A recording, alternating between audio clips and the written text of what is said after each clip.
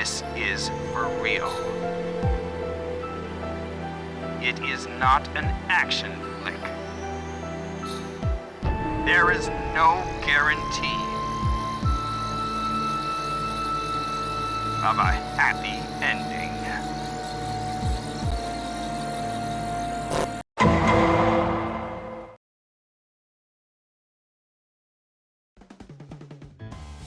There are quite a few directors with noticeable styles to their work in video games. Directors like Hideo Kojima's Suda51 and Keiichiro Toyama, for example, all bring an incredibly unique style to their games and have produced incredibly memorable games and experiences over the years. However, sometimes a director pops up that circumvents expectations on a medium such as games in a way that feels entirely unique and endearing in a way that is wholeheartedly their own. Hidetaka Suehiro, or simply known as Swery or Swery65, is one such director. Getting his start on the Neo Geo with Kizuna Encounter and Last Blade, Swery would later move on to work as a first-time director on spy fiction for the PlayStation 2 and later Deadly Premonition, bringing us some of the jankiest but bestest games out there.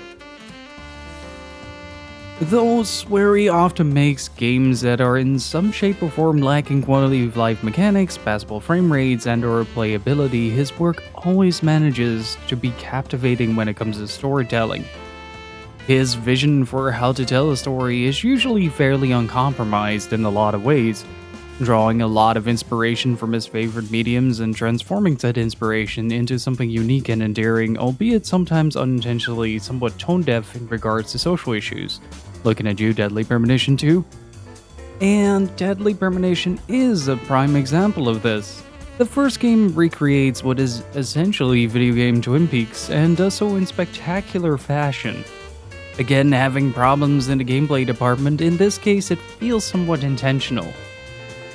The story of Deadly Premonition, however, has a lot of room for memorable interactions, very delightfully uncomfortable moments, and while never overstaying in this discomfort, Swery does manage to write it in a way that is convincing, entertaining, and memorable. Deadly Premonition 2 continues the strangeness of the first game, but crosses a bit of a threshold when it comes to the discomforting subject matters. Initially having a lot of themes in it that, while within the narrative fitting the narrative, cross the line with regards to social issues outside of the game. I don't think the problems in DP2's story were intentional though. More of a way of, from his perspective, having cool reveals or twists within the story. And credit where credit is due, he did eventually rewrite these plotlines in a way that left the story itself intact but softened the discomfort that the people had with it. As well as, well, publicly apologizing for his mistakes in this regard. If you want a great video on Deadly Premonition 2 to watch, I highly recommend the ThorHighHeels video on it. He does a great job at covering the game, and I hope more people give DP2 a chance as time goes on, since it does have quite a bit to offer. I'll leave a link in the description. I guess what I'm saying is that Swery has the tendency to write stories in a way that he deems cool and interesting, but never means any harm with them, and a lot of this is reflected in his work. Putting form over functionality, yet in doing so, creating fascinating and memorable experiences that, at least to me, became some of my favorite games out there. Both Deadly Premonition games are excellent within their own respective categories, having great characters, intriguing plot lines, and gameplay that makes you sit back and wonder what the hell they were thinking. Extremely stylish, intriguing with great stories. If you get a chance, do give them a look over as well. So, why am I talking about this? Well, the spy fiction is nothing like this. Having first played Deadly Premonition 1 and 2, I somewhat settled into the style of low frame rates, quirky characters, slightly discomforting but also very good storytelling, music that repeats itself in your head while you try to get some sleep at 4 AM in the morning, and an overall just delightfully janky experience. Coming off of designing one of the PS2's earlier survival horror games, Extermination, in 2001, Swery would see his directorial debut with the game Spy Fiction in 2003, developed by Access Games, who would later collaborate again in 2010 for Deadly Premonition. Promoted as a stealth action game inspired by genre-defying espionage classics, the game certainly hits that nail on the head. Initially met with mixed reviews and largely overshadowed by competitors like Splinter Cell and the stealth action titan Metal Gear Solid 2 Sons of Liberty, as well as having little to no advertising leading up to its release, Spy Fiction was unfortunately met with poor sales across the board. Spy Fiction caught me completely off guard with its unapologetic references to, well, spy fiction, as well as controlling incredibly well. The game is essentially a massive love letter to everything from James Bond to Mission Impossible and Metal Gear Solid, downright to the big shell elevator that you find near the final mission. And it really doesn't shy away from using these references to blatantly repeat scenes from movies or add game sequences from these inspirations into the game. Though not without its problems, Spy Fiction is, for all intents and purposes, one of Swery's best playing games. Having incredibly responsive controls, smooth frame rates, and surprisingly well choreographed cutscenes. Overall, my initial response to this game was a very pleasant surprise and a lot of question marks as to how we got from this Must be tired. to Deadly Premonition's choppy frame rates and games that, while endearing and fascinating to no end, feel like they sort of come apart at the seams. As always, there are a lot of story spoilers in this video, so if you want to experience this game as fresh as possible, it might be best to hold out until after you've played the game.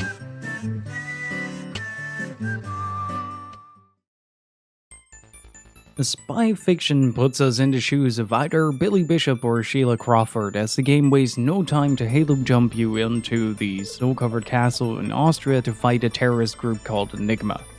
It's your job to stop Enigma from launching a newly developed bio-superweapon called Lauder and prevent a global crisis. So, right off the bat, the stakes are high and the game is only in its tutorial stage. In this section, we slowly learn more of the game's mechanics, as well as get a neat overview of the gadgets at our disposal. A little bit of extra appreciation goes to the fact that the first stage gives you a visual aid as to the guard's visual range. Think the Soliton radar showing the enemy soldier's line of sight represented as a 3D cone. And don't be fooled, these guards can look up.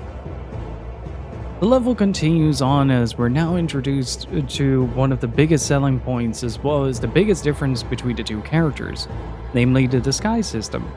You have a gadget called the 3DA that allows you to take photos of various NPCs, guards, etc. throughout the game. And taking a photo of any character in the game gives you access to their attire, but only if you capture someone with his face visible will you also be able to disguise yourself with a mask. The primary difference between the two characters is that Billy can only store 2 of these at a time, whereas Sheila, who's much more reliant on disguises, has 4 slots, as well as the ability to don male and female disguises. A neat little addition is the voice recorder, that allows you to also talk like the person you're disguised as.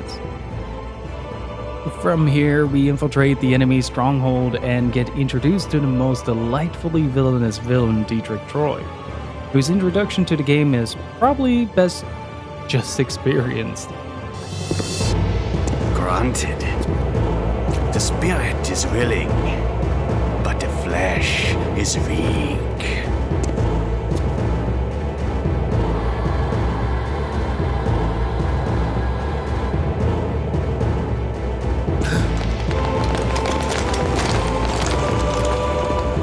So, how does it feel to meet the real Dietrich? After the introduction to the game, the story properly begins as we flash back to 2 months earlier, as the Phantoms infiltrate a pharmaceutical company called Nanotech Incorporated to investigate a possible bioweapon being developed there. Here we need to gain access to a computer of a familiar face to the fans of the Deadly Premonition series. Our favorite pottery and plant enthusiast from the game makes an appearance as Forrest Kaysen is the head of Nanotech Dyne, taken over after the displaced Dr. Alice Coleman. This time as well we get introduced to some new gadgets, as well as a neat little extra scene if you manage to record Kaysen's voice. Dr. Kaysen, back already? Research calls. Open the door for me, Tootsie. Sure, just a sec. You're welcome. In order to gain access to the computer to fetch the data, we need to get the access codes as well as a retinal reference, which we get by placing a neat little recording device on Kaysen's microscope. After gaining access to the computer, we get a brief glimpse of the Enigma symbol we've seen in the opening level of the game. Gaining access to the computer is probably the most blatant reference in spy fiction, and as I said before, we have literal big shell assets in this one. So we have the codes and the retinal scan, but how do we get through this incredibly secured system?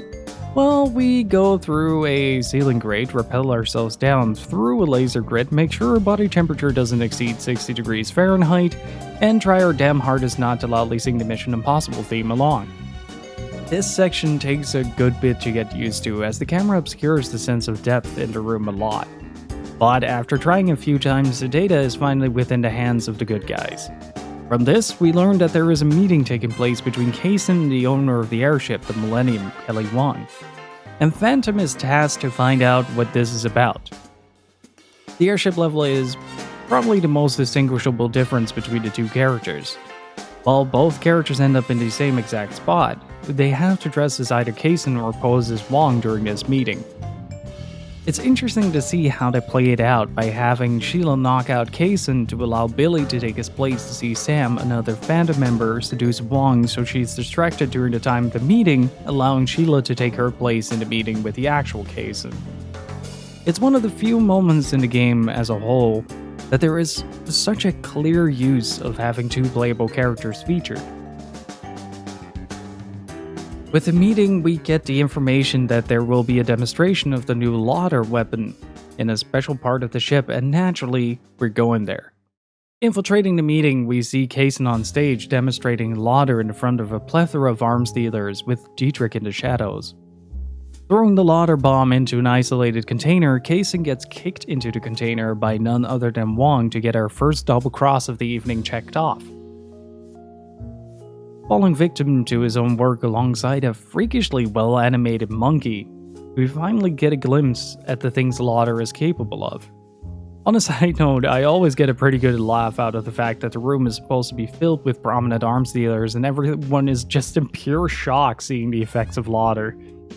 With this information, we have to make our escape from the Millennium, but not before having an escape sequence. Backtracking through the path we previously took, we get back to the hall and run straight into Wong and her goons. What follows is a perfect example of the game paying homage to some excellent fight cinematography that really caught me off guard.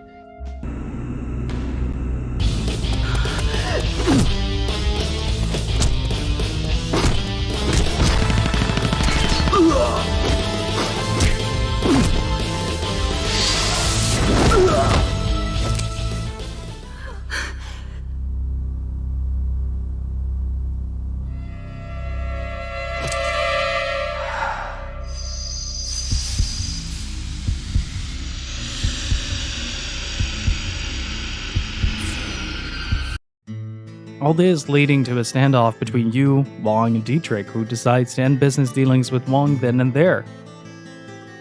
During this, we also get introduced to our Ocelot stand-in for the day, the shotgun-twirling, beret-wearing Lysander, and we get taken prisoner, being sent off to Colombia. This section of the game can only be described as Metal Gear Solid 3 before Metal Gear Solid 3 did Metal Gear Solid 3. You find yourself stuck in a cage in the middle of the jungle and have to make your way through various areas whilst avoiding detection.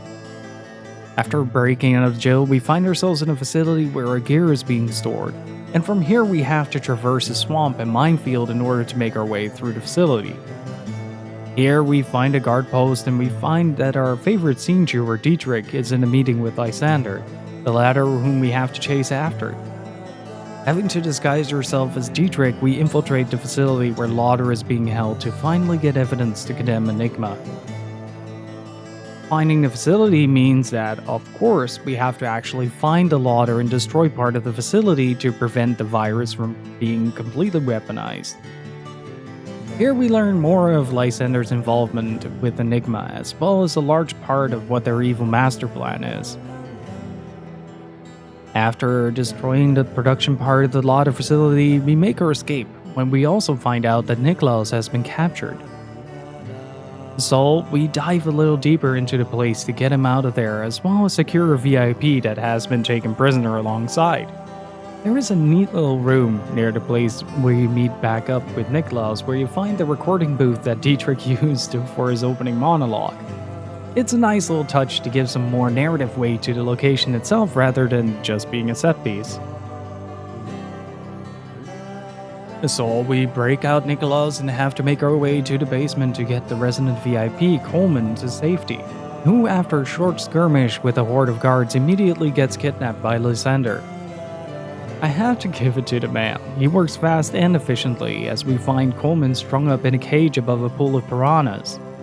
How he did this in the whole 2 minutes it takes to get to his location is beyond me, but I do applaud his efforts. Here we have our showdown with Lysander in a parkour section followed by one of the game's biggest problems.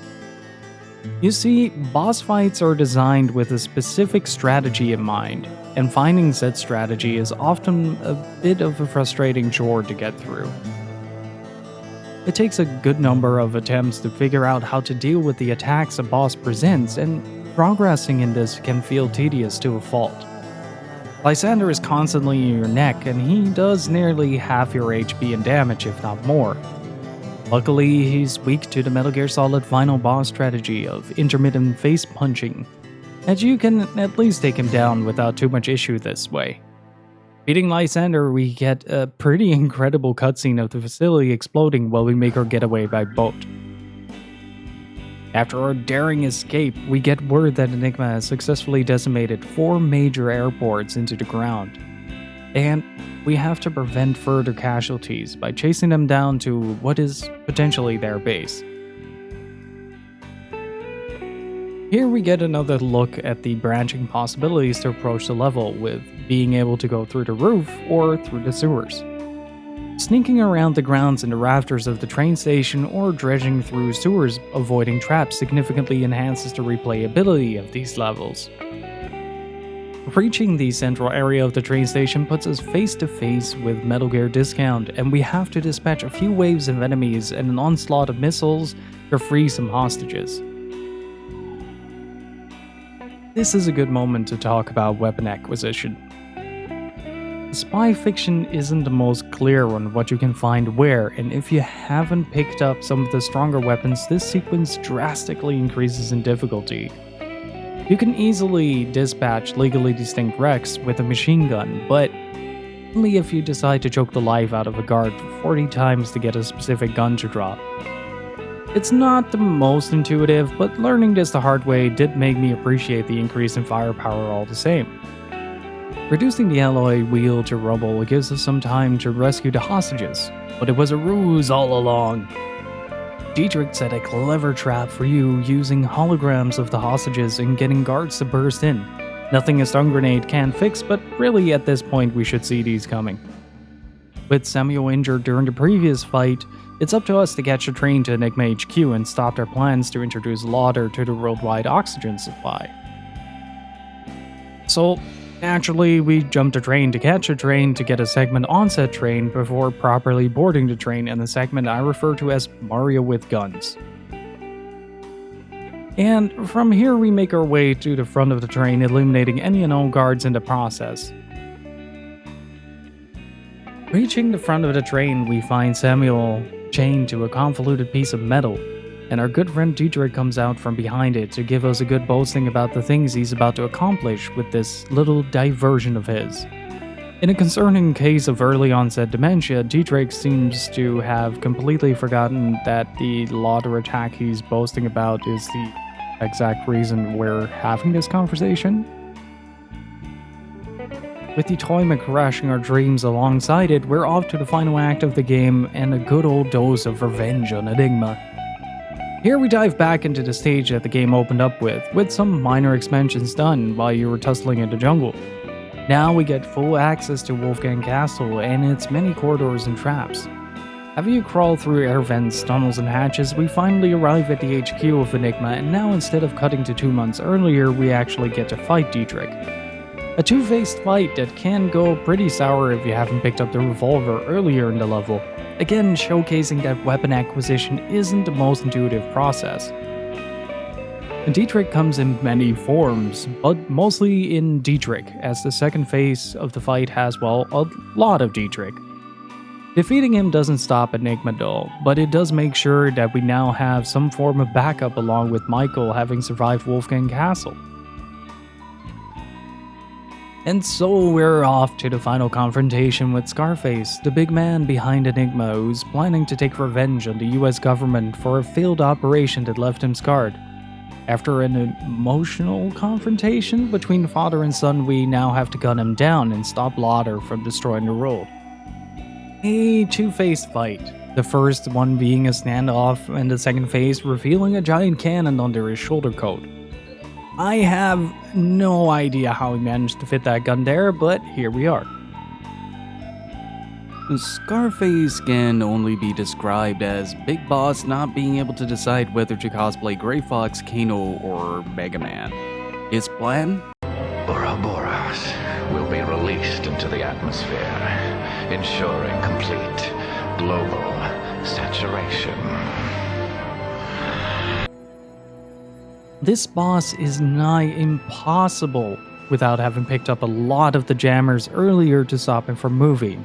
Missiles flying everywhere, Scarface shooting through crates, and just casually throwing you off the blimp. But a few well-tossed jammers solve all of these issues. Having foiled his plans in defeating Enigma, the character of choice places to Jacob, or Jack off, to defuse the Lauder once and for all, leading to a delightfully corny scene at the end as both characters share a save-the-day moment with one another as green snow falls, giving us the closing narration towards the credits.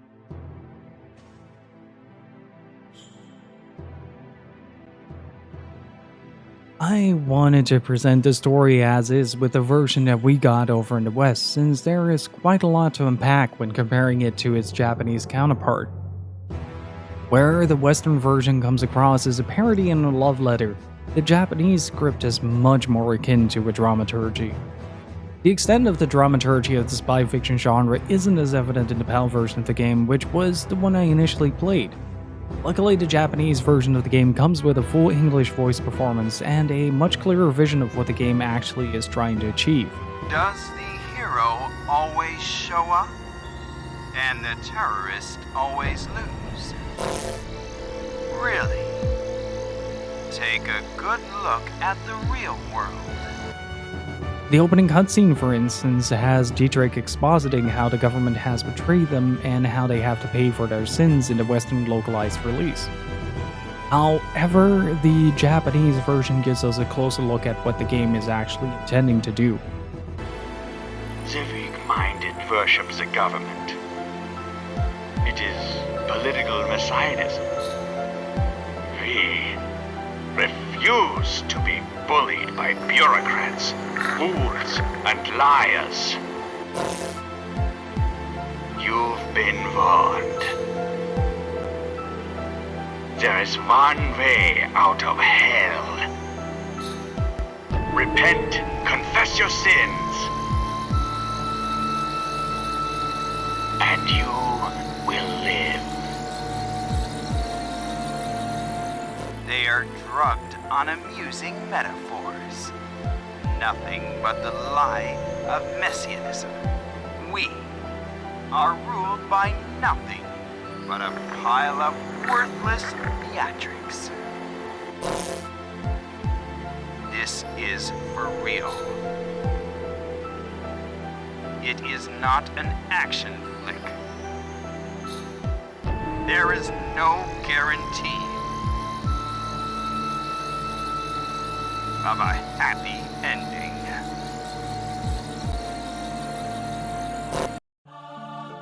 When I use the word dramaturgy, I mean that in quite the literal sense. We get confronted with a self-aware expository monologue by Dietrich, as is the same in the PAL version, minus the goofy accent and a few noticeable changes to the script itself. When booting up the game, the opening cutscene gives off a similar tone as you would be able to compare it to a genre autopsy, dissecting little elements from the genre it's paying tribute to. A good example of this would be lines like, Does the hero always show up? And the terrorist always lose? Really? Take a good look at the real world. It's much easier if you simply trim away the excess. It gives off a feeling of the metaphorical curtain rising after the announcer introduces the play, but in a sense it also comes across as literal. Introducing the game that you're about to play in this extremely theatrical fashion, it helps set up the artistic objective of the game much clearer than the version we eventually ended up getting. The oppressor will be oppressed. Terrorists. That's a matter of perspective. Those who hold the reins of power aren't labeled as terrorists. The PAL version in this regard comes across as more of a comedic tone, giving the idea of a parody rather than an interactive analysis of spy fiction as a genre. It's not quite on the same level as the Ghost Stories dub when it comes to how the game's tone and script were altered, but a lot of the changes feel nonsensical. Playing through the Japanese version feels more like a deconstruction of the common conventions and tropes of the spy fiction genre, and you can more clearly see the budding Swery style before the blossom. There isn't a whole lot of information out there as to why the game changed the way it was, and part of me is saddened by the idea that if it wasn't for a viewer on the stream mentioning that the Japanese version was distinctly different, I would have completely missed out on this version of the game. So, is it a clever dissection of a genre with lots of movie references that pays tribute to things Swery enjoys, or is it a B-movie grade scenario with a ham-fisted plot that doesn't quite make sense but still feels thoroughly entertaining? Well, a bit of both, depending on the version you're playing. The PAL version definitely feels more muddled in tone, and a lot of dialogue doesn't make any sense contextually. Not to mention Dietrich completely forgetting that he already bombed a few cities by the time he was on the train. Through the fog of ham, though, there is still quite a lot left of the original intent, but a little extra context goes a very long way to help expand on that. For instance, while both versions don't really change the way the characters interact outside of Samuel, there is a distinctly noticeable difference between the vocal performances. Dietrich is the most noticeable one, from switching from an accent sandwich between German and Russian to, well, just a dude. Characters themselves show a bit more diverse personalities. While they sound relatively similar in terms of delivery on PAL, they do have vastly different delivery on the Japanese version of the game. Nicholas does raise some health concerns on his vocal performance, though. Back in the hole. Back in the hole. Seeming to have to pause every other sentence to load in the next line to deliver to the audience. This, however, distinctly puts him apart from the rest of the cast. Where most of the supporting characters have a samey vibe to them in the Western version, they seem to have more personality, or better yet, more of a role in the Japanese version. During the Nanodyne Tech heist, you have to retrieve the retinal scanner again before escaping, and while both Nicholas and Michael start yelling at you in the PAL version, they distinctly differ in the Japanese version. While Michael panics, Nicholas seems to be calm and collected, and almost apologetic during this sequence. We've got a problem. There's too much interference. We can't get a clear signal from the retina scanner. Retrieve it before Kaysen finds it.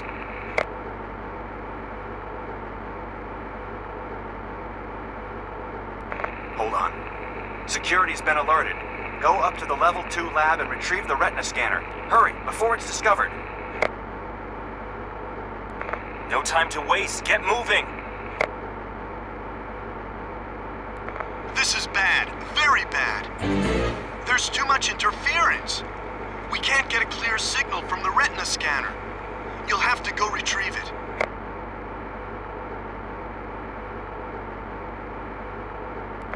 It gets worse.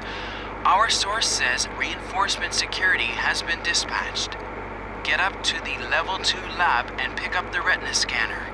Sorry about this. We don't have any choice. There's no time! Hurry! It's a little thing that goes a long way to give characters a bit more life to them, and another thing that puts the why into the changes for the version we got. The script itself, however, is probably the biggest change across both versions. As mentioned before, the Japanese version is more of a dramaturgy with a lot more consistent character throughout its runtime.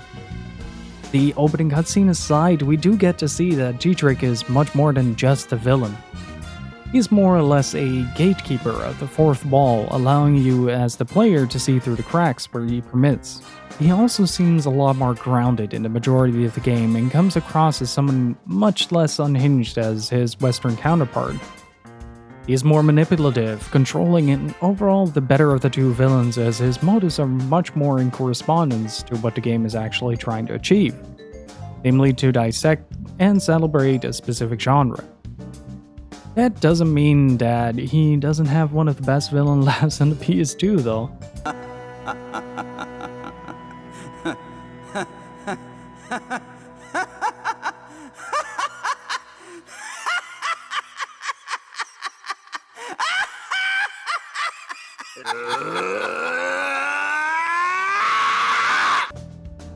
Alongside some character changes, there are a few details in some of the bigger scenes that are changed between the versions.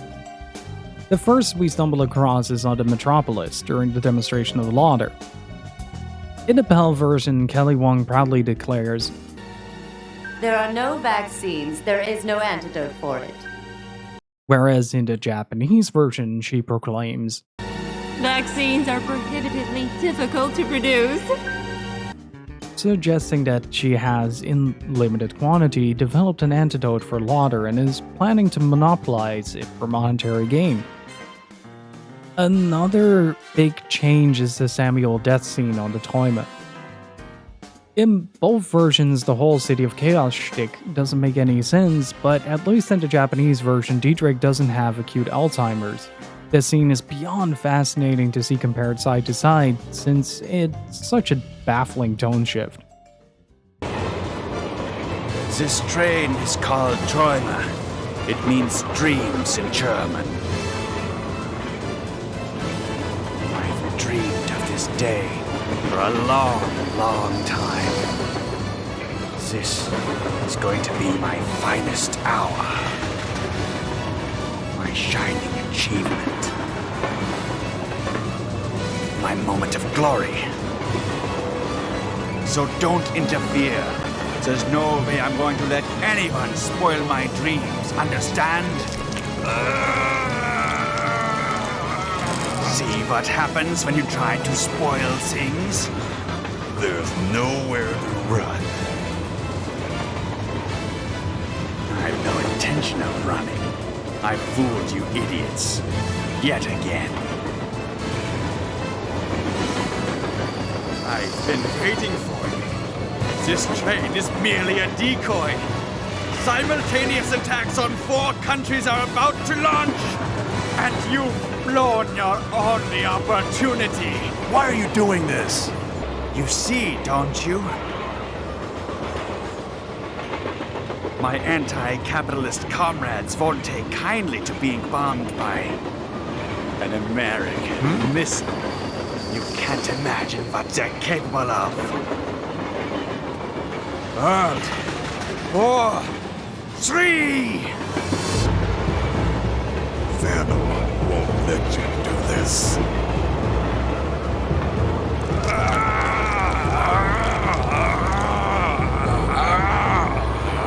You can't stop me now. The strong survive. Only the weak will die. Stop. Bang. You're dead.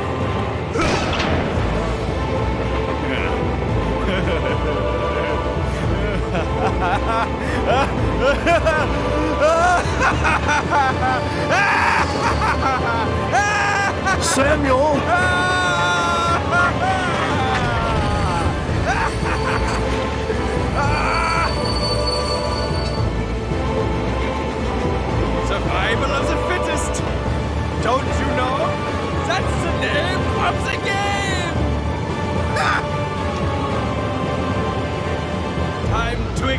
defeat, and die! This train is called Traum. It means dreaming in German. Dreaming is so important. Dreams have some meaning to those who have them, without a doubt.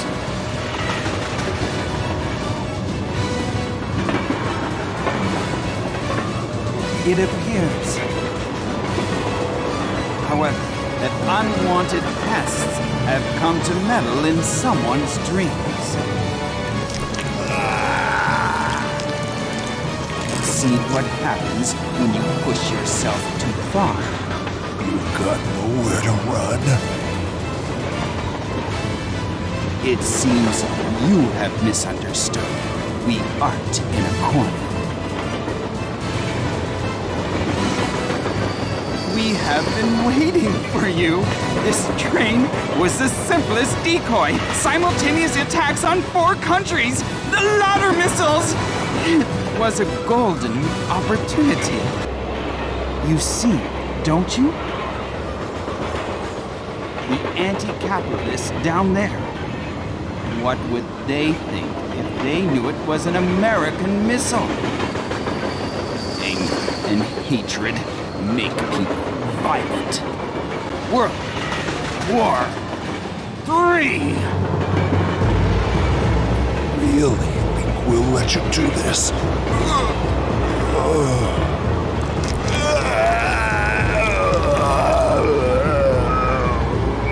What a nice voice. What sort of dreams will you have in heaven? Stop. Bang!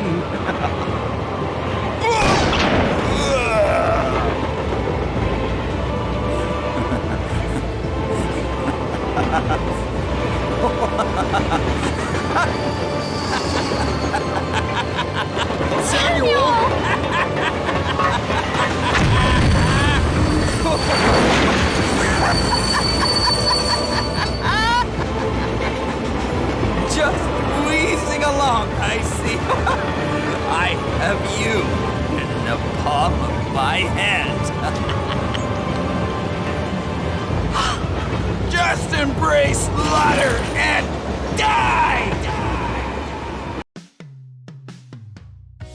Keep in mind that the lauder bombing he so proudly proclaims to be able to do has already happened, and it's the reason we're having this scene. But in the Japanese version, Dietrich spends most of his time just laundering his pants over nearly torturing Samuel to death. It shows the duality of Dietrich's persona really well in juxtaposition to his grounded self we saw in the opening and the ultimatum video. Samuel also straight up spills the beans about Scarface without introducing Eve into the equation. So this can provide some confusion in the PAL version where both of them knew about Scarface's true identity and kept it from Bishop. A strange change, but then again, this game is full of those. A lot of details are hidden within the game's form of intel collecting garbology. However, unpacking all of that isn't something I plan to do for this video. Garbology is basically spy fiction's version of Kodak calls, and a lot of background, character, and situational information is stored in these. It's honestly a lot of fun just digging through these, but also unfortunately in Japanese in the Japanese version, so making a comparison to those would require very extensive translation work. The music also underwent drastic changes with certain themes being altered, but that's most likely due to copyright reasons. However, I will say the original Escape theme is freaking incredible.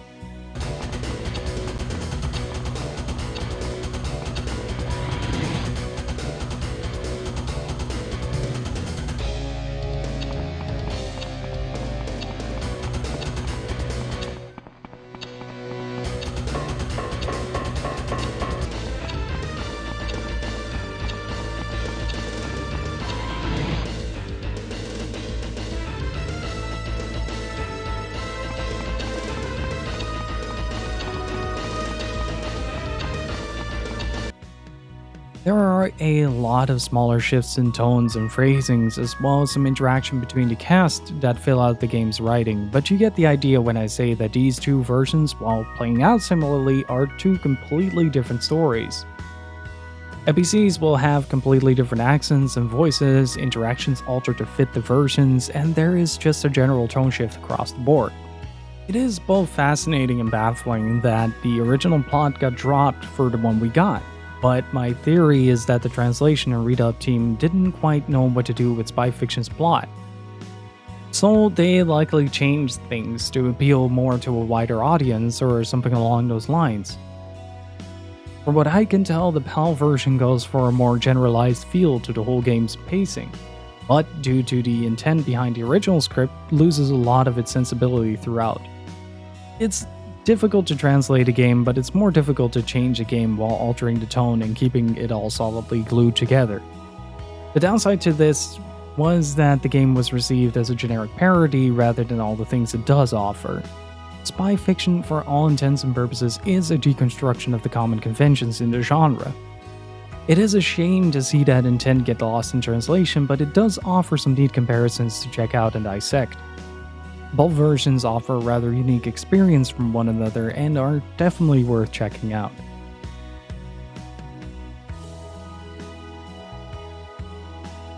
The Spy Fiction feels surprisingly refreshing for the year it was released in. Looking back after having played Deadly Premonition 1 and 2, I can safely say this is Swery's best playing game. The PlayStation 2 had a lot of games in the early years of its lifespan that had abysmal camera controls, or it gets locked behind the environment, leaving you unable to see where you're going or what you're doing. So seeing a game handle it with a decently competent level of mixing static angles with free camera controls that actually work feels like opening a present on Christmas. There is a nice smoothness to controlling the characters when it comes to just moving around, but platforming is somewhat of a problem. Ledge grabbing has a similar sluggishness like the Tomb Raider games, and that directly juxtaposes a smooth movement. So some of the climbing and platform sections feel a bit disorienting to navigate. It's cool to see a game dive really deep into the gadget territory, and the plethora of items you find throughout the game can be implemented in incredibly creative ways. It does take a bit of prior knowledge of the game to fully implement it though, as you do have to find a certain item in one level to use 2 levels past that. But toying around with jammers, stink bombs, stun grenade pens, and the likes make the game feel like one massive playing ground. Alongside the disguise system, we also get a cloaking device, which automatically activates when taking cover, which is a great complement to the hide in plain sight concept the game itself is going for. Navigating the levels feels rewarding, and this feature certainly helps with the navigation process, allowing you to observe card patterns, take a breather while formulating a plan, or taking photos with the 3DA to get a new disguise. Both the disguise and cloak allow us to stick close to enemy patrols and bystanders, and in some cases listen in on conversations, or people talking to themselves out loud to get more information on the area you're in or the things that are going on in the story. This results in being able to listen in on the extent of someone's nicotine addiction while sciencing the hell out of a hallway, or get to hear how enthusiastic people are about the weapons of mass destruction they're looking to purchase, or complimenting the assets of the local flight attendant. It provides an interesting dynamic with the game's level design that makes exploring the game so much fun. Not every NPC might provide useful insight into the situation, but listening in on the more mundane conversation about bathroom habits or dress sizes certainly makes the game feel a lot more alive than it would without. Spy Fiction shines the most in the hide in plain sight types of segments. However, it has a lot of problems with bigger combat sections.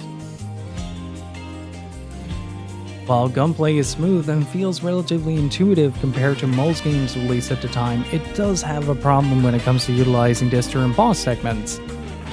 Combined with the aforementioned rather unintuitive ways to upgrade your arsenal to higher calibers, you're often outclassed, outgunned, or out-detracked during the majority of the game's boss fights. Lysander is nigh impossible to figure out considering he's on top of you the second the fight starts, and he devours your health bar like I devour Oreos. And so you have to either find better gear to deal with him or cheese the hell out of the fight by punch looping him into oblivion. This continues with most of the boss fights in this game, and it really hampers the experience of what is an otherwise interesting and great stealth game. If you get the big guns, however, most of these fights become absolutely hilarious to interact with. I particularly enjoy disabling Scarface by injecting some 5G into his frequencies and shutting him down completely with jammers. This part of the fight is pretty rewarding, and with some creativity I can definitely enjoy the insane ways the game allows you to deal with most situations. Kinda similar to how some of the Metal Gear Solid boss fights are done. And so with the amount of gadgets at your disposal and a bigger arsenal to shoot stuff with, it becomes a very enjoyable experience with a few bumps in the road. The AI in this game is varying degrees of more A than I, which in times results in hilarious situations. For instance, in the jungle mission I thought I was compromised because I tripped a mine, only to find out that the guards were looking for the sound of the mine, and not me who tripped the mine. The general rule of thumb though is that they respond to loud noises and out of place disguises. It's neat, but limited. Obviously, there is more to explore as the game does have a true ending route, but I promised Papa Swery I wouldn't tell anyone and I intend to keep that promise. So if you want to see the true ending of the game, I do highly recommend playing it for yourself. Spy fiction, for all the flaws it presents, does an incredibly competent job with the things that do work. The disguise system is a great mechanic for the hide in plain sight type of gameplay and offers a variation to the stealthy sneak around the bush to avoid guard segments. The two characters are a bit underutilized throughout the entirety of the game though, with neither of them truly interacting with one another except for a few scanned exchanges and a nod or two. Hell, Sheila doesn't even get a chance to give a good Back in the hole. The only real exception I can think of is the Millennium section, and how the game has you disguised as either Kason or Wong during a meeting. The game really needed more moments like this to make the team interactions work a lot better. Both characters interact more or less the same with the rest of the team, and while both having unique lines during the final battle, I do find myself missing the interaction between Billy and Sheila. The other major problem I have with the game is that most of the stronger weapons are rather unintuitively utilized. For the initial automatic gun, you have to choke a guard in the jungles of Colombia to get him to drop it, which might take anywhere from a minute to an hour. So you'll be spending a lot of time just wondering if the weapons can even drop. And having it be one of the more efficient weapons to deal with Lysander's last phase is something that I found rather frustrating. It would have been better to do something similar to Metal Gear Solid and place the weapons closer to the player's general path, rather than hiding it behind desks or as drops. Luckily, the strongest handgun is readily available for the final act, which makes the finale a lot more forgiving. It's a bit of a mixed bag how the progress feels in this game, and repeat playthroughs definitely make the process feel a lot smoother, since you can more easily prepare for bigger confrontations later in the game. On the bright side though, spy fiction barely has any early PS2 syndrome, with a smooth running camera, responsive controls, and fun environments that you're free to explore. Which, for a game released in 2003, feels like an incredible luxury. Also love the way the levels are designed around the disguise system. Exploring levels to find the right outfit for the right occasion feels rather immersive and gets more fun the more time you spend with the game. On a side note, with the last run I did for this video, I discovered that the facility in Colombia loops around itself, and the place you find Dietrich is actually the same location you spotted him earlier in the level. I'm a big sucker for this kind of design, and I really enjoyed that. The game gets a bit of a bad rep for the way the story is handled in the version we got, but I found it to be a very endearing experience. Primarily since it caters to my fondness for the so bad it's good kind of movies and games. It still has the quirkiness that makes Swery games so very Swery, and most of the characters, with the exception of Michael who's just an ass in both versions, are very likable in their own right. I have a particular fondness for characters chewing the scenery, and Dietrich exudes a lot of the same energy as Jeremy Irons in the Dungeons & Dragons movie. You're gonna run, young ladies, but you'll never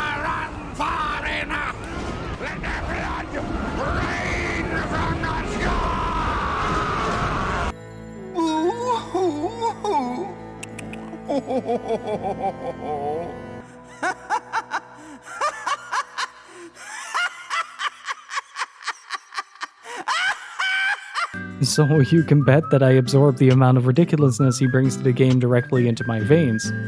The Japanese version is a bit more grounded and gives a better look at Swery's intent with the game, which is something I appreciate a lot. I still find it strange that they found the need to redo the dub and alter the story, which, while fun, doesn't always work or make any sense.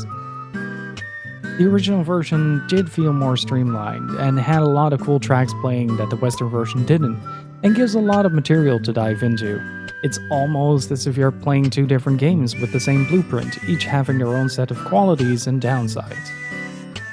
As for me, I really enjoy my time with both versions, but for different reasons. Much like games like Deadly Premonition, the more you play it and the more you look, the more details you discover, which is something that I love to do, and spy fiction has definitely grown on me a lot in this way. Its quirkiness, blatant referential sequences, and over-the-top plot make it come across as an honest passion project, and for a directorial debut, it's a fantastic retrospect in what we now know as Sweryism. Profound and groundbreaking though it may not be, but clever, fun, and endearing it most definitely is.